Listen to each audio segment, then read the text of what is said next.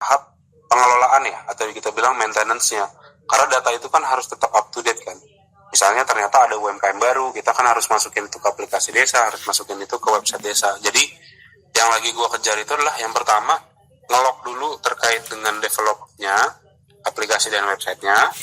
Itu sudah rampung, gue mau ngejar mereka untuk kontrak lagi ke kita untuk maintenance-nya atau untuk pengelolaannya.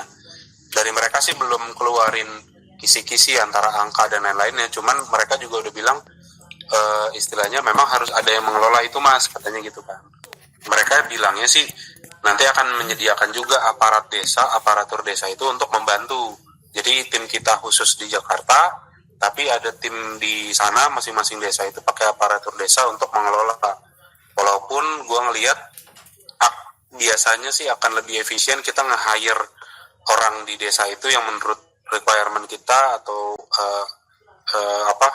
requirement atau responsibility-nya masuk di standar kita, baru mereka bekerja. Cuman itu masih dalam tahap diskusi aja sih. Maksudnya apakah itu dari aparatur desa maupun dari kita, nggak akan ada beda. Intinya adalah harus ada kontraktual maintenance atau pengelolaan gitu. Nah, jadi kurang lebih sebenarnya itu yang mau kita kejar di 4 kabupaten ini, terutama kalau yang responsnya paling positif itu di Kebumen, yang kedua itu di Blora. Nah, Kebumen itu kalau nggak salah ada 279 desa, di Blora itu juga sekitar 200 desaan lah, kalau nggak salah. Nah, berarti kan ini udah menjadi gambaran bahwa akan ada kurang lebih di awal itu 500 desa yang harus terinput dari account-nya, dari nama-nama pejabat desanya, foto-foto keberagaman pariwisata di masing-masing desa, UMKM-nya, sampai dengan administratif tiap-tiap desa. Walaupun kayaknya nggak akan jauh beda sih administratif tiap desa itu, karena kan mengacunya pada peraturan menteri kan, peraturan menteri desa. Cuman takutnya ada perbedaan-perbedaan, itu juga harus kita bedah. Jadi kalau misalnya yang gue bayangkan, kalau misalnya kita sign dengan 450 desa misalnya, berarti kemungkinan akan ada 450 grup WhatsApp juga. Karena kan masing-masing desa tuh harus terkontrol per masing-masing desa kan. Apalagi nanti maintenance-nya atau pengelolaannya itu tetap per desa yang bertanggung jawab gitu. Jadi apalagi udah ada kontrak untuk pengelolaan dan maintenance itu, mau nggak mau kita harus koordinasi tiap-tiap desa. Nggak bisa kita comot satu untuk mengepalai, misalnya mengepalai untuk koordinasi ke 100 desa, itu kayaknya nggak mungkin, nggak bisa. Kecuali nanti kita punya dari Wahana misalnya punya kantor representatif di Semarang, misalnya ada satu orang di sana untuk mengelola proyek ini, itu bisa. Itu hanya untuk sekedar jembatan kita untuk mempermudah. Cuman kalau secara koordinasi dan secara kewenangan itu di tiap masing-masing desa tuh nggak mau digabung pasti. Kepala desanya tuh ogah pasti untuk misalnya ada 3 desa, jadi satu desa yang ditunjuk untuk mengelola yang 2 desa lainnya, pasti kepala desa yang 2 ini nggak mau.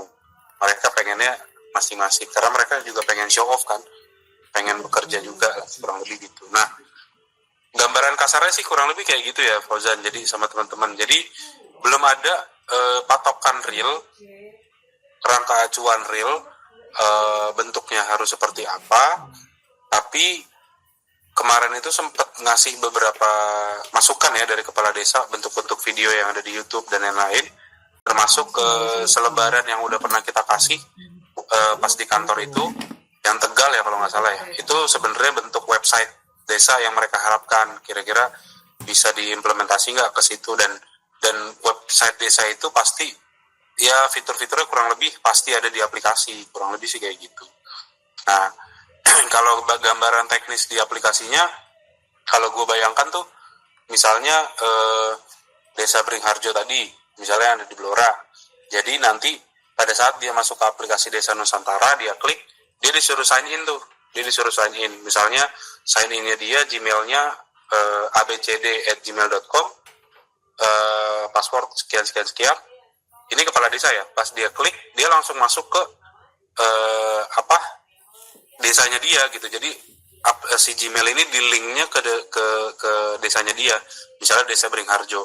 Jadi pada saat dia masuk sign in, kepala desa ini hanya bisa melihat si Desa Beringharjo doang dan bisa menginput data-data di Desa Beringharjo doang. Approval dan segala surat permohonan juga bisa dilihatnya cuma Desa Beringharjo doang.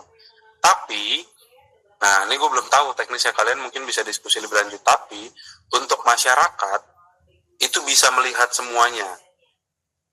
Walaupun nanti masyarakat ini juga akan di-link ke dibilang masing-masing desa. Jadi ketika dia submit surat permohonan, pada saat dia submit itu udah otomatis ngelinknya langsung ke akunnya DJ Beringharjo.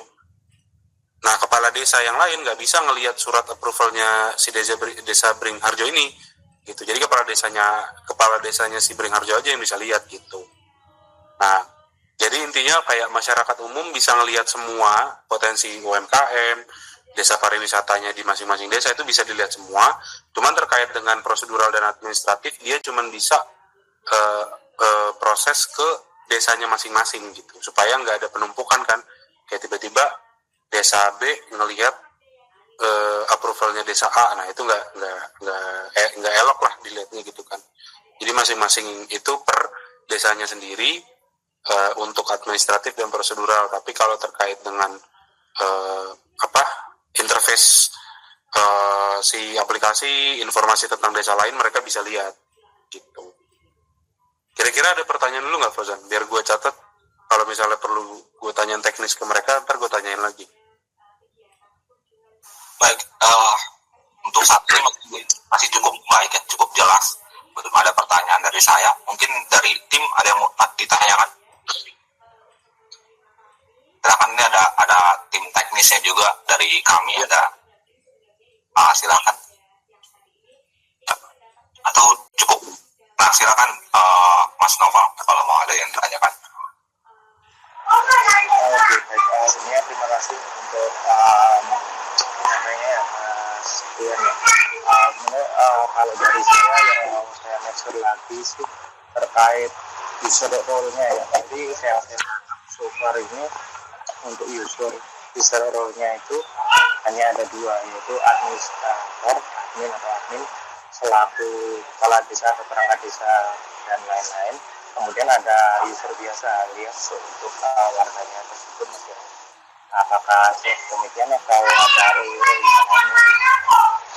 Ya, kalau saya lihat sih benar ya. Maksudnya ada kalau istilahnya kalau di website itu kan ada administrator sama yang biasa. Nah, mungkin yang di administrator ini adalah yang dipegang oleh kepala desa dan atau aparaturnya. Baru yang kedua itu memang umum ya, general. Kayak saya pun yang tidak terdaftar di desa sana juga sebenarnya bisa masuk dan bisa lihat gitu. Cuman mungkin secara teknis nanti untuk umum kayak saya atau misalnya warga desa sana itu harus didata dalam arti dia harus di-link juga. Kalau kamu masyarakat desa Beringharjo, kamu berarti punya kewenangan untuk submit permohonan. Tapi kalau saya kan bukan masyarakat desa sana, saya cuma bisa ngelihat doang, tapi nggak punya kewenangan untuk submit surat permohonan gitu. Nah, jadi memang ada perbedaannya di situ tuh, di mana Desa Nusantara ini open untuk publik, cuman untuk sistem prosedural administratif dan lain-lain itu hanya melibatkan si warga desanya itu sendiri, termasuk aparatur dan si kepala desanya gitu. Oke, baik. Terima kasih untuk jawabannya. Jadi ini nanti yang disampaikan barusan itu terkait untuk permisinya ya, untuk masing-masing rule-nya untuk itu. Baik, Mas. Siap, makasih Mas. Jadi ini mungkin kalau dari saya, kalau dari teknis tetap harus ada role satu tambahan role lagi untuk super admin gitu. Super admin ini nanti yang bisa istilahnya yang manage ataupun mengorganisir daripada per masing-masing ya tiap-tiap desa untuk input data ya, kalau super admin saya rasa mungkin akan ada di tim kita yang pegang ya, karena kan kita yang mendevelop juga, kita yang maintenance juga. Jadi ya penyebutannya mungkin nanti didiskusikan aja antara tim, apakah itu jadi super admin dan umum atau general gitu, itu ntar tinggal dibagi-bagi aja. Nah, kalau sedikit gambaran juga kenapa kita perlu maintenance atau pengelolaan ini secara reguler setiap bulan? Karena kita mengharapkan data-data tiap desa yang masuk ke Desa Nusantara itu adalah real data. Jadi gini, misalnya ada yang meninggal hari ini, besok udah update bahwa warga desa itu udah -1. Ada yang lahir hari ini, besok udah update tambah 1 gitu. Nah, jadi secara real data itu akan terupdate di aplikasi dan di website. Jadi si kepala desa itu bisa lihat sebenarnya warga saya tuh per detik ini tuh ada berapa. Dan kalau saya infokan bahwa data-data ini kan sifatnya sensitif. Jadi untuk umum itu pasti nggak bisa ngelihat semua. Dalam arti gini, mungkin dia bisa lihat jumlah tapi nggak bisa lihat nama. Mungkin dia bisa ngelihat angka tapi dia nggak bisa lihat si nomor NIK-nya atau apanya gitu. Itu hanya untuk dikhususkan kepada si admin dan juga si super admin gitu loh. Jadi kayak dari yang pokoknya sensitif ya, NIK, alamat, terus juga nama lengkap, terus kartu keluarga, itu pasti akan ada disimpan di aplikasi desa, bukan di aplikasi ya, maksudnya entah di satu penyimpanan yang bisa diakses oleh super admin dan juga si admin tadi gitu. Jadi hanya kita dan si kepala desa yang bisa nyimpen, tapi masyarakat umum itu nggak bisa lihat. Tapi kalau secara data angka realnya, yang tadinya angka jumlah warganya itu 100, meninggal 1, besok berarti tinggal 99, itu bisa dilihat sama semua orang.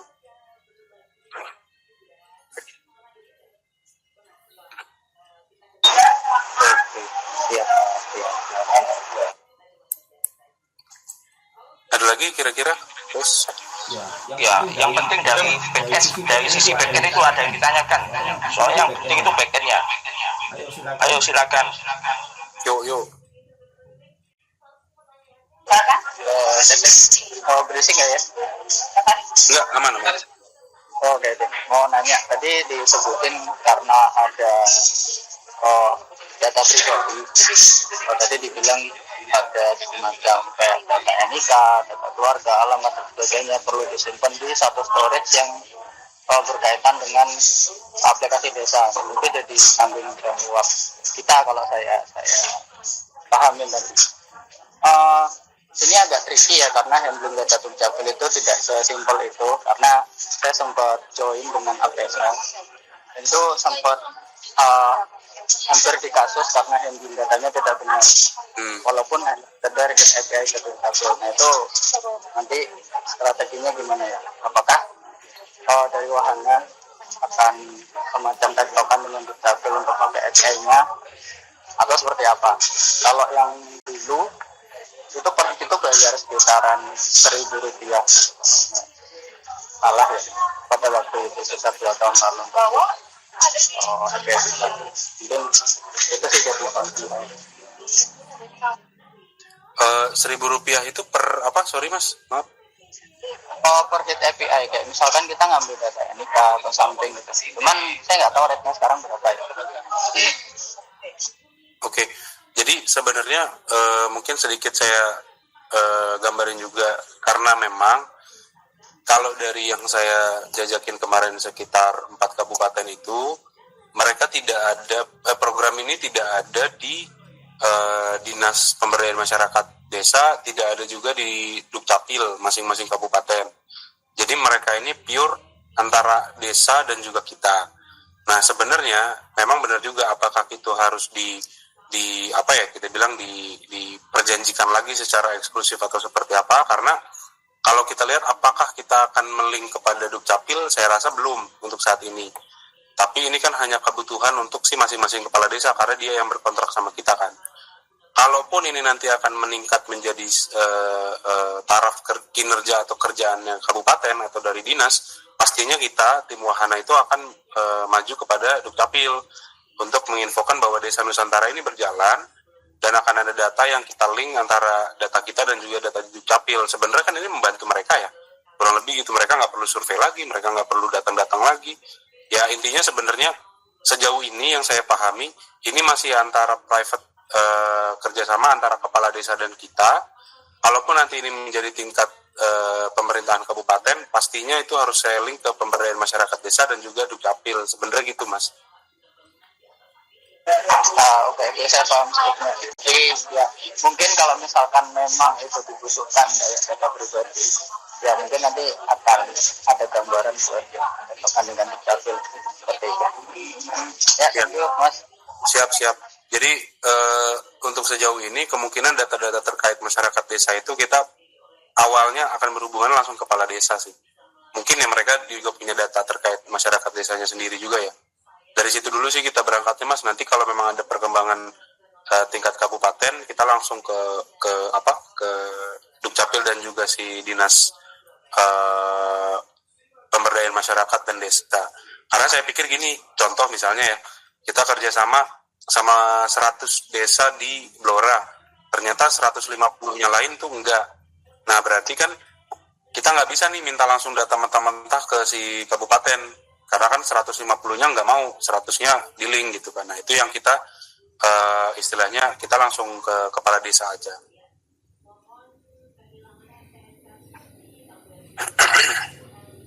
Gimana tadi Bon?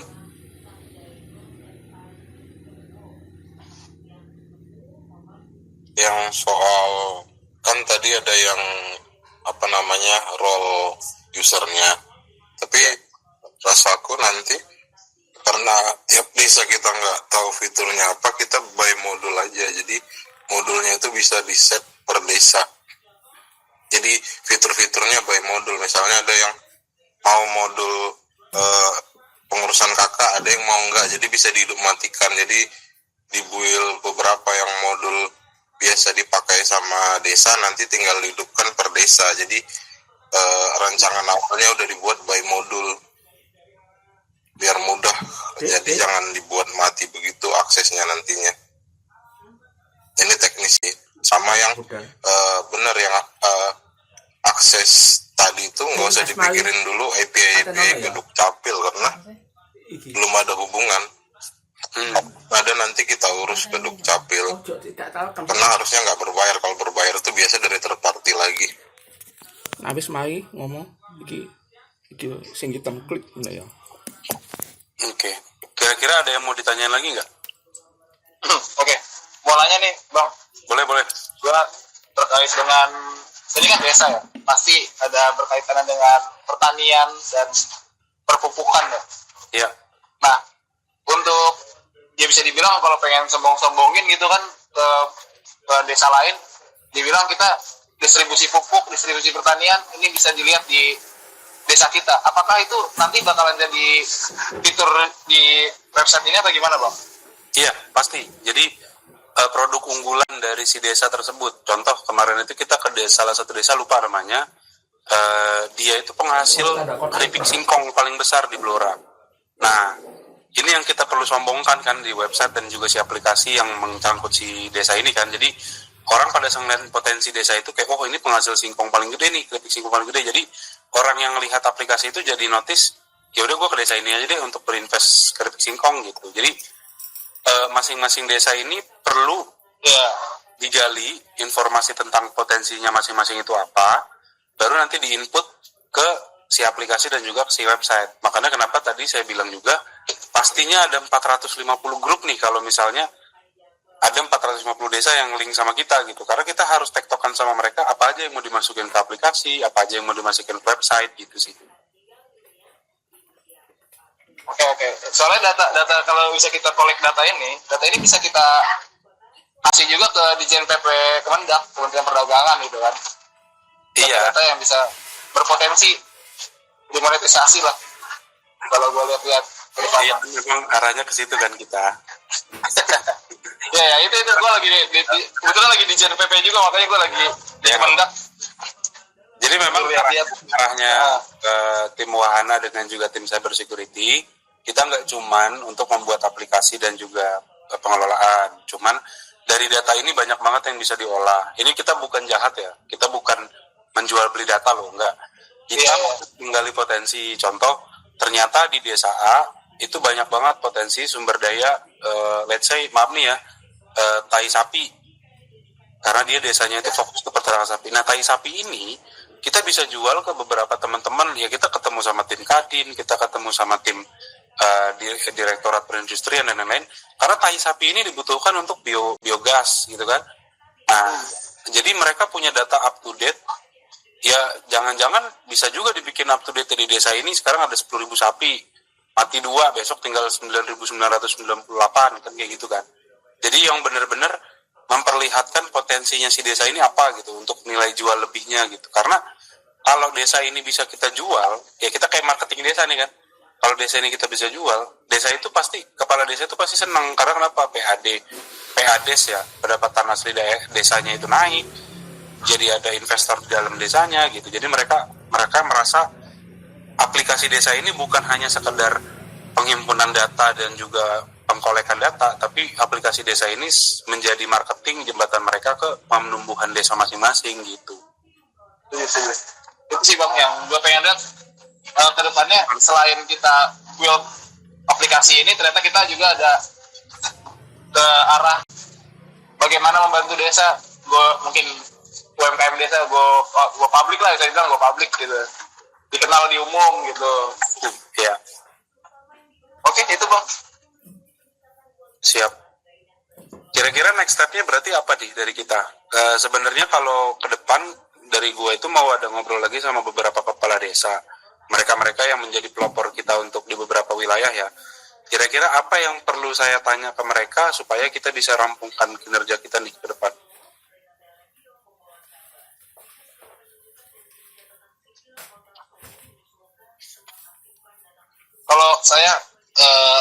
Kalau saya nih Bang, dari segi etalase produk desa itu, kalau bisa tanyain Bang, produk apa dari desa itu, terus hasil pertaniannya seperti apa kondisinya di sana, data-data pertaniannya ya saya bilang. Oh, maksudnya sih ini Juan ya? Maksudnya iya John. Kalau untuk produk terus juga hasil-hasil apa aja, kayaknya itu nanti di gather setelah grup kita itu jadi deh. Jadi kita langsung direct ke kepala desa. Jadi bukan cuma wahana, tapi tim kalian juga akan direct langsung ke kepala desa. Nggak apa-apa. Untuk ini aja, maksudnya untuk tahapan develop dulu aja. Untuk tahapan develop, apalagi kira-kira yang perlu ditanyakan ke mereka? Ya, backend mungkin.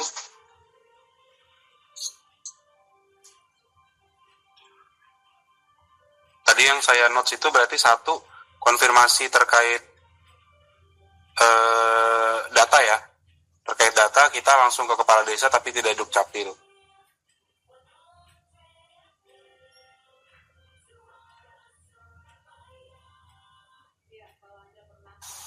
Baik, silakan dari tim teknis. Nah, Mas Iqbal, silakan. Izin bertanya Mas, untuk nanti tuh aplikasinya itu ada misalkan pelaporan dari masyarakat gak? Seperti ada jalan berbolong atau apapun itu gitu. Dan itu nanti datanya itu hanya terlihat oleh desa atau bisa secara umum juga gitu. Terima kasih. Oke, jadi sistem aplikasi ini memang kita harap komunikasi 2 arah. Dari kepala desa ke masyarakat, masyarakat ke kepala desa. Dan itu bisa, dalam arti pelaporan nih, misalnya dari si Mas Fauzan, misalnya Mas Fauzan terdaftar di desa A, berarti pelaporan terkait dengan jalan rusak atau misalnya kerusakan fasilitas, kekurangan apa segala macam, itu hanya bisa dilaporkan dan masuknya ke desa yang Mas Fauzan terdaftar, bukan bisa dilihat ke semua warga ya, bukan ke semua user ya ibaratnya. Nah nanti dari situ kepala desa langsung proses si laporan itu, jadi kayak memang ada komunikasi 2 arah antara kepala desa dan masyarakat. Lalu untuk apa tadi? Yang kedua, sorry Mas. Itu sih Mas. Sama apa untuk itu kan ada seperti chatbot kan itu nanti ada seperti progresnya misalkan. Nah nanti progresnya itu penanganannya itu lewat mana sih Mas untuk informasi ke masyarakatnya aja. Nah kalau progres ini ya progres pengerjaan si laporan maksudnya? Iya Mas. Oh, kalau itu sebenarnya kayak pembuatan, kalau saya sih nggak melihat ada task seperti Trello atau Monday.com ya, maksudnya sebenarnya di situ itu gunanya pada saat pengelolaan atau maintenance. Jadi laporan-laporan warga misalnya Pak ini ada jalan bolong apa segala macam itu kan submit nih by masyarakat ke aplikasi, terus kepala desa melihat. Kalau saya lihat kayaknya progresnya itu atau balasan kepala desanya kepada si masyarakat itu bisa by artikel aja deh. By artikel tuh dalam arti gini, misalnya dimulai pengerjaan perbaikan sini ini, nah artikelnya tuh naik di si aplikasi gitu. Jadi orang bisa lihat. Kalau sampai dengan progres kayaknya ribet di kita.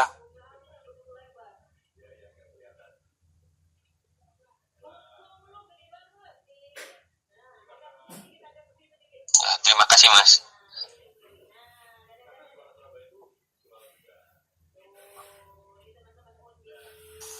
Iya, Mas Hanif, Novel.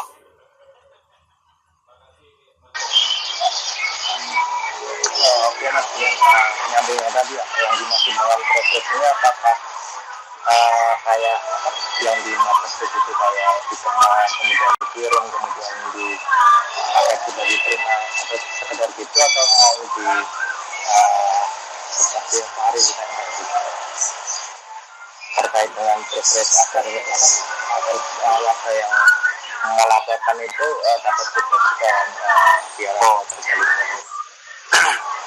Oke. Kalau kita buat sistemnya kayak apa ya? Kalau Twitter itu kan misalnya gini, Twitter ada yang laporin terus nge-mention misalnya PAM ya. Kita lapor tentang air kotor, kita mention PAM.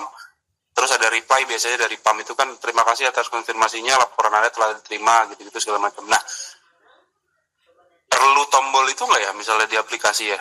Kira-kira kalau dari kalian, maksudnya untuk kayak melihat bahwa kepala desa sudah menerima laporan ini gitu kan? Jadi masyarakat nggak cuman submit habis itu nggak ada feedback gitu ya, maksudnya kan gitu. Ya, benar. Jadi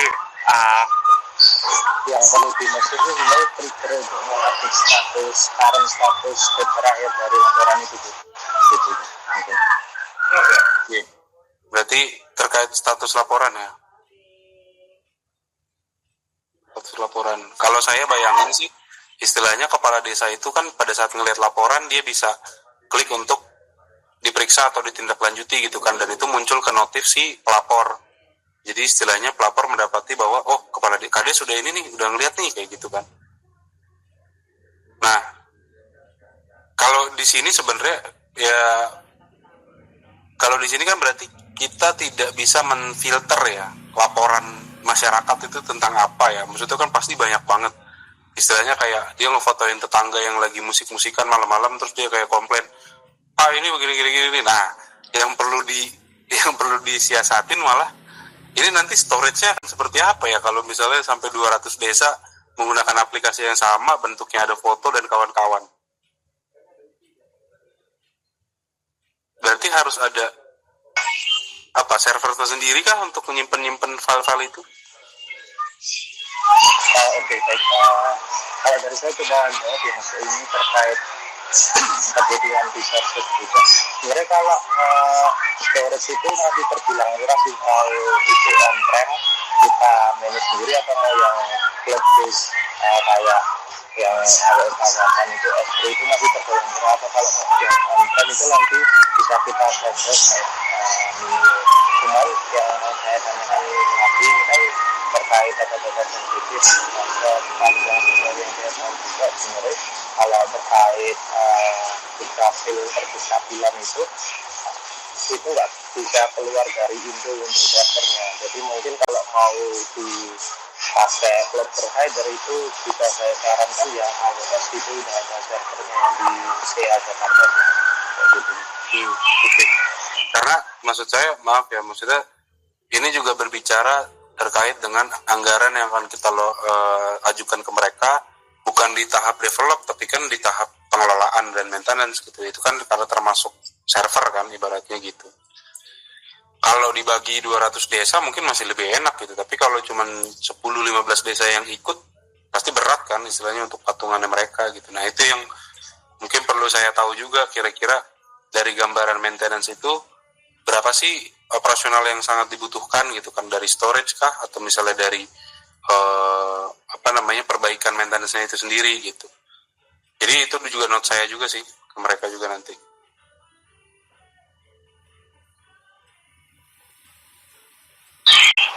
Oke, baik. Mas Dian. Jadi tadi seperti yang di awal dimention itu kan untuk auto piloting projectnya Mas nanti ngelibatin at least 10 desa itu ada yang tadi mungkin kalau masih 10 desa bisa bersilang untuk risetnya bisa itu saya rasa udah lebih dari cukup.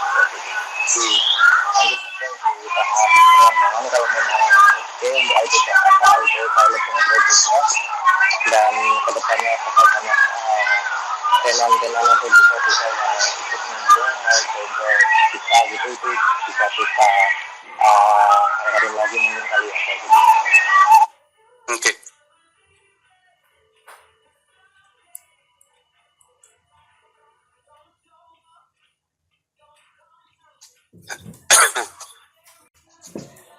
Kalau saya sih cukup, kira-kira ada yang mau tanya atau tanggapan lain?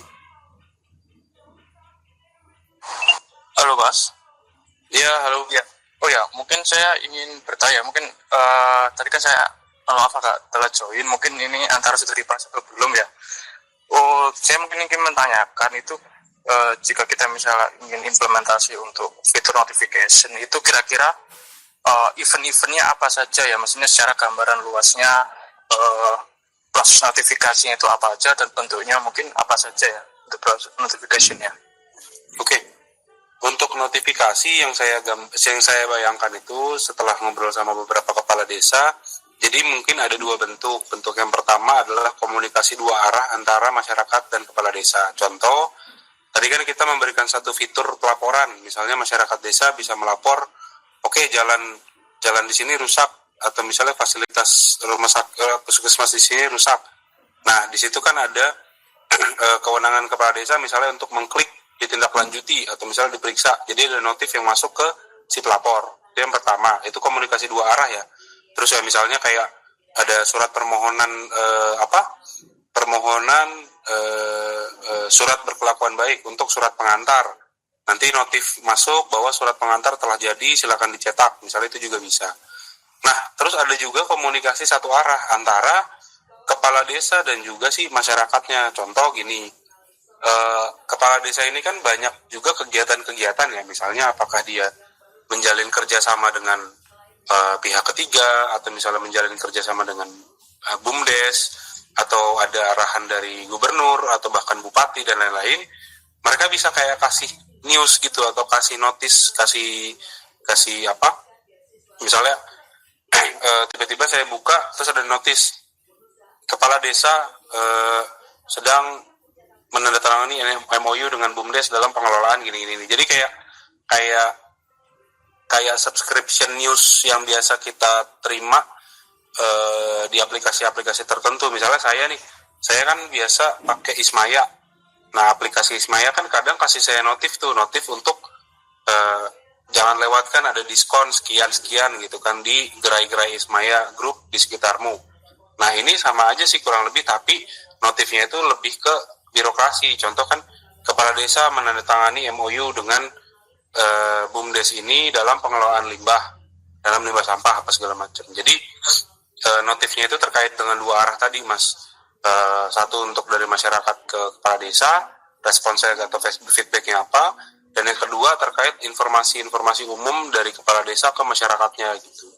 Atau jangan-jangan kayak ya sesimpel kepala desa bilang mau ada program nonton bareng satu desa gitu kan di balai desa. Nah, itu bisa jadi notif di masing-masing warga desa di aplikasi itu gitu. Oke Mas. Jadi kurang lebih ketika dari kepala desa atau perangkat desa ingin menerima notifikasi ke warga desa itu mungkin lebih tepatnya dalam bentuk broadcast ya. Jadi dari satu ke semua gitu Mas ya. Iya. Jadi yang satu bentuknya broadcast, yang satu bentuknya direct ke orang-orang yang benar mohonan atau ke pelaporan. Iya benar Mas. Jadi kalau misalnya implementasinya di mobile apps mungkin itu bentuknya push notification ya. Atau mungkin nanti kita bisa menggunakan email ya. Iya. Gitu. Kalau saya rasa izin ya, maksudnya ini gambaran. Kalau saya rasa untuk email kayak jarang mereka buka, walaupun itu perlu juga kita sediakan, tapi yang lebih maksimalkan kayaknya yang push up notification deh. Oke. Tapi seenggaknya paling nggak kita ini ya, mungkin menyediakan sih misalnya untuk mail servernya itu. Iya. Beberapa kali ke depan memang dipergunakan. Oke. Baik Mas, terima kasih Mas Dean buat pemaparannya. Buat Mas.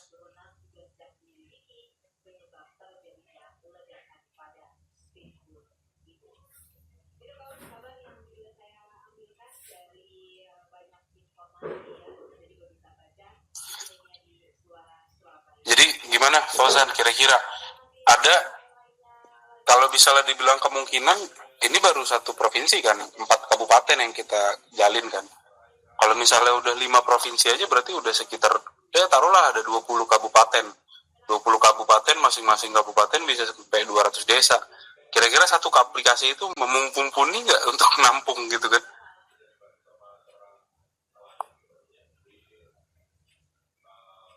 Oke. Gimana teman-teman teknis? Lebih 20 desa. Ya, lebih banyak provinsi, lebih banyak desa, mumpuni tidak? Oke, saya izin mengajukan ya. Siap. Kalau kondisi server yang kemarin kita ajukan, itu saya kira untuk melayani request dari pengguna seluruh provinsi nggak sanggup lah. Jadi mungkin harus ada upskill lagi di sisi vertikal atau di horizontalnya. Itu aja usulan saya. Demikian, terima kasih.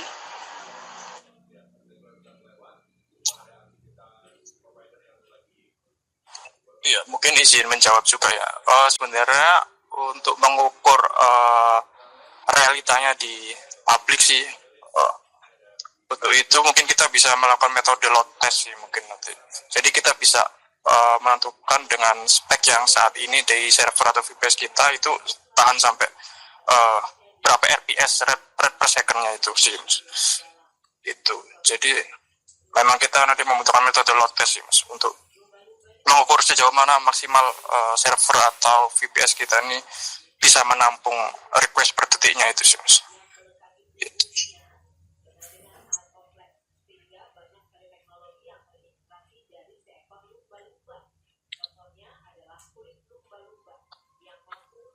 Oke, sebenarnya sih karena kita masih di tahap awal, jadi saya rasa kita harus melakukan dulu ya, baru bisa kelihatan ya dibutuhkannya nanti akan seperti apa ke depannya. Iya benar sih. Mungkin dari saya kita jangan obral angka dulu sih Mas menurut saya. Karena memang kondisi ya, di setiap lapangan atau di setiap waktu juga berbeda kan. Itu sih Mas. Gitu. Oke, kalau dari teman-teman yang lain ada masukan, tanggapan? Kemungkinan saya sekitar tanggal belasan ya. Sebentar saya cek.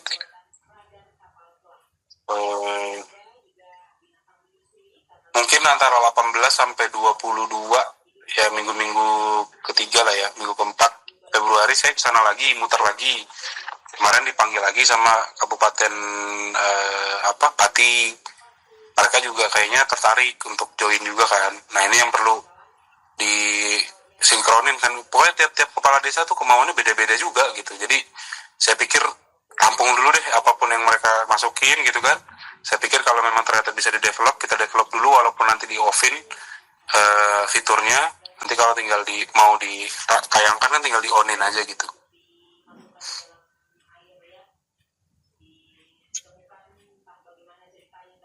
Iya Mas. Sama mau tanya nih Mas, soalnya kan ini aplikasi dua arah antara masyarakat sama desa atau kades. Nah kadang realitanya itu kadang suka harus ada surat pengantar dari RT RW itu Mas. Nah itu alurnya seperti apa sih? Terima kasih.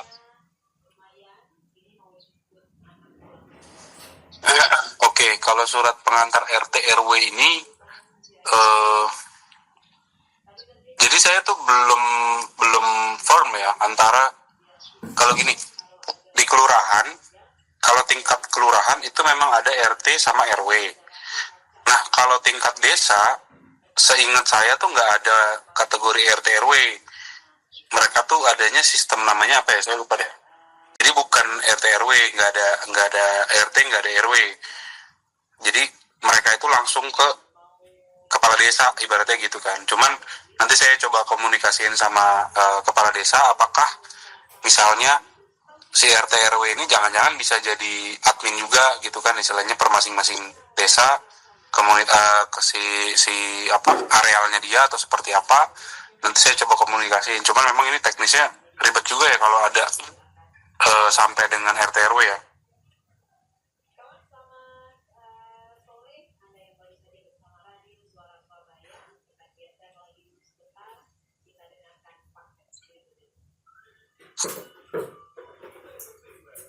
Nanti saya jadi notes ya Mas, saya hubungin ke kepala desanya juga.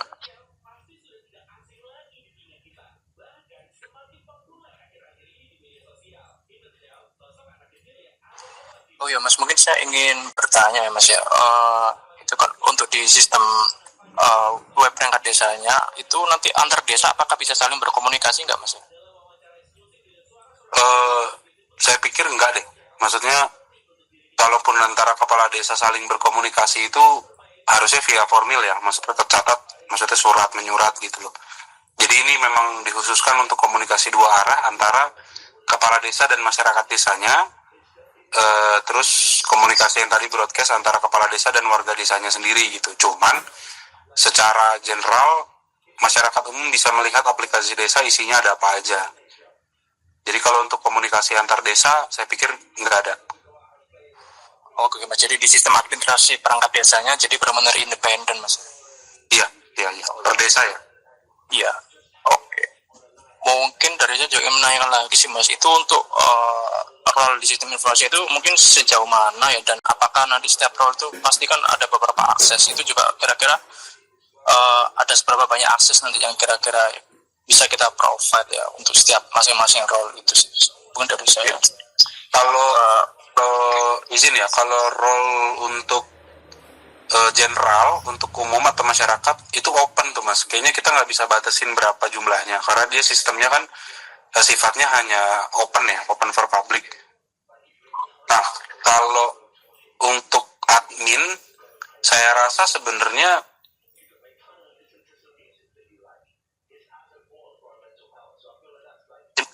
pengelolaannya.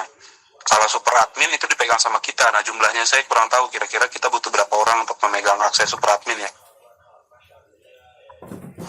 Oh ya, izin maksudnya iya untuk di web sistem administrasinya berarti kurang lebih misalnya nanti dari kepala desa bisa membutuhkan banyak role, jadi mungkin nanti dari kita mungkin bisa melakukan proses development secara dinamis untuk role ya Mas. Kalau misalnya tidak butuh terlalu banyak, mungkin bisa kita statik aja sih Mas. Mungkin lebih ke itu sih dari saya, lebih make sure. Iya. Boleh, kalau memang ternyata bisa di open untuk bikin beberapa, boleh juga, nggak apa-apa Mas. Cuman kalau saya lihat setiap desa paling nggak 2 lah paling ya, kepala desa dan si pengelola. Tapi kalau ternyata bisa ditambahkan kemudian hari bisa lebih bagus sih kalau ada fitur begitu ya. Oke, baik Mas. Itu. Oh iya Mas, mungkin terkait ini masalah cost juga Mas ya, itu mungkin nanti apakah dari perangkat desa atau dari sisi servernya itu apakah nanti 24 jam running ya, maksudnya itu dari sisi sistem administrasinya 24 jam running atau ada jam tertentu itu shutdown ya Mas? Kalau saya pikir seperti bank aja ya, seperti perbankan biasa ya, maksudnya ada jam operasional di mana dia tidak bisa lagi submit ya, jadi diarahkan ke jam-jam tertentu. Tapi kalau untuk chatbot mungkin itu 24/7 karena sistemnya kan cuma pemberian informasi ya, jadi dia nggak ada batasan waktu. Tapi kalau untuk administratif kayak surat permohonan apa segala macam, saya rasa mungkin gini ya, membendung mereka untuk permohonan atau pelaporan itu susah. Tapi pemrosesannya aja kita infokan bahwa itu di jam kerja. Oh iya, mungkin dibuat seperti itu bisa ya Mas. Mungkin jika tidak untuk menghindari indikasi spamming itu mungkin kita bisa menambahkan captcha ya, verify captcha. Boleh. Nah itu tadi saya bilang kayaknya susah banget kita untuk menfilter ya. Jangan-jangan kan bisa aja pelaporannya aneh-aneh kan. Entah ada kucing mati di pinggir jalan dilaporin sama warga lah, apa segala macam. Nah itu kan proses filter itu juga agak bingung. Apakah misalnya kita membuat di dalam sistem pelaporan itu kategori gitu kan, kategori misalnya kategori pengurusan apa, kategori pelaporan fasilitas rusak, kategori apa, mungkin itu bisa dicoba filter juga tuh Mas, kira-kira kategori-kategori apa yang masuk dalam sistem pelaporan supaya menurunkan tingkat spamming ya. Kita takutnya di situ sih. Iya, mungkin itu bisa dari ini saya ingin bertanya dulu Mas. Itu untuk membuat laporan harus sudah terdaftar ya usernya atau publik bisa Mas melakukan? Harus laporan. sudah terdaftar. Jadi orang yang memberikan pelaporan itu adalah orang yang sudah terdaftar akunnya ke desa-desa tertentu, desanya dia gitu kan istilahnya. Jadi secara general kayak saya yang belum link ke desa tersebut itu nggak bisa melakukan pelaporan. Oke, mungkin kita bisa melakukan penambahan mekanisme limit by time ya, misalnya per kategori itu 1 jam maksimal 10 laporan. Oke. Mungkin kita bisa membatasi dengan time limit juga sih Mas untuk mekanismenya itu. Tapi saya rasa limit by kategori juga perlu ya Mas, jadi nggak semua hal bisa dilaporkan gitu kan istilahnya. Kalau pelaporan rusak oke lah. Atau dia fotoin matahari, dia bilang Pak hari ini panas banget, itu kan spamming. Iya. Atau mungkin nanti bisa di set by config itu di sistem administrasi yang di handle yang dipegang oleh aparatur desa ya Mas. Jadi dari aparatur desa bisa set config-nya. Jadi misalnya benar, set config misalnya kategori pelaporan infrastruktur itu 1 user 1 jam maksimal 10. Nah, itu possible sekali sih menurut saya itu. Jadi sangat dinamis ya. Jadi suatu waktu bisa dirubah oleh aparatur ya. Oke. Ya mungkin dari saya itu aja sih Mas. Sama mungkin di Messer itu untuk fitur-fitur yang sekiranya dinamis itu sejauh mana ya, itu sih Mas. Mungkin saya yang penting sih itu. Ya, fitur yang dinamis, izin saya butuh konfirmasi lagi ke kepala desa, kira-kira mereka tampungan apa-apa aja nih yang perlu saya masukin gitu ya.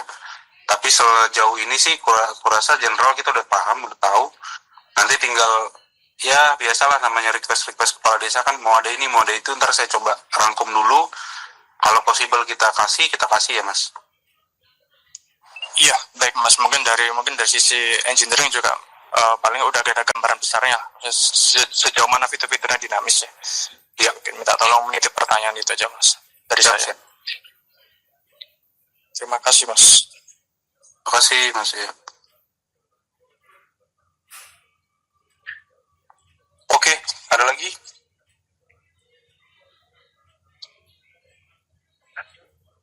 Oke, izin ya Mas Fauzan, mungkin kita sudahi meeting hari ini. Nanti kalau misalnya ada perkembangan saya infokan lagi. Kemungkinan tadi saya bilang sekitar tanggal 18 sampai 22 saya muter lagi ke sana cari-cari informasi. Cuman izin Mas mungkin bisa dikoordinasikan aja ke kita kalau memang ternyata udah ada tahapan prosedural di awal, mencakup biaya-biaya di awal gitu, kira-kira disampaikan ke kita supaya kita bisa cross check lagi ya Mas Fauzan. Baik Pak. Siap. Paling itu dulu ya teman-teman. Nanti kalau ada apa-apa kabarin di grup aja, di grup kita ya, Wahana yang Cyber. So far sih untuk pricing ya, untuk biaya itu nanti kita lengkapi lagi, disesuaikan lagi dari hasil diskusi ini. Sebelumnya memang sudah dibuat ya di PRD-nya. Iya. Kita lagi sesuaikan lagi nanti. Oke, gitu sih Pak. Oke, siap kalau gitu. Thank you ya Mas Fauzan. Siap. Semuanya. Nanti kita berkabar lagi diskusi ya. Baik. Siap. Terima kasih semuanya. Selamat siang. Terima kasih. Selamat sore. Selamat siang. Oke, selamat sore semuanya.